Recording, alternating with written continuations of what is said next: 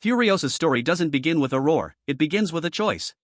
In the green place of many mothers, a young Furiosa tries to protect her home by sabotaging a raider's bike. That bravery costs her everything. Snatched by the biker horde, she is brought before the great Dementus, a man who wears a white cape and rides a chariot made of motorcycles.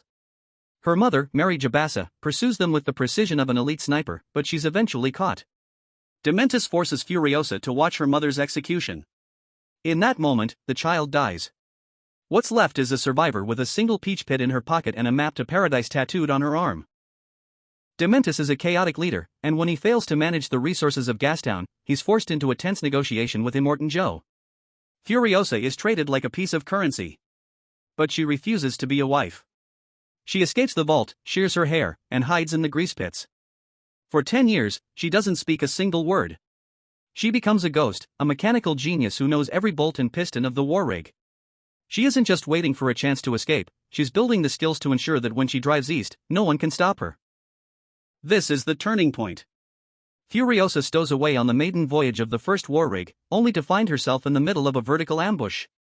Rogues known as mortifliers attack from the air using paragliders and grappling hooks. Furiosa is forced out of the shadows and onto the roof of a moving tanker. It's here she meets Praetorian Jack. Instead of turning her in, Jack realizes she's a natural-born warrior. They form a silent pact of the road, a partnership of respect in a world that has none. The finale is a 40-day war that ends in a silent chase. Furiosa corners a desperate, dehydrated Dementus. He wants a heroic death, she gives him a poetic nightmare.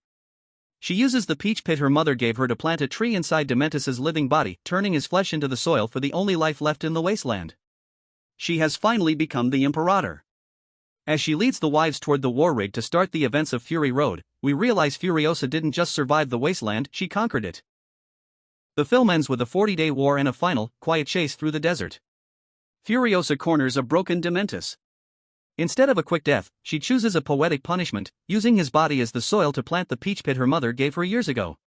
She has finally become the darkest of angels, ready to lead the wives to freedom in Fury Road. This is where the story comes to an end.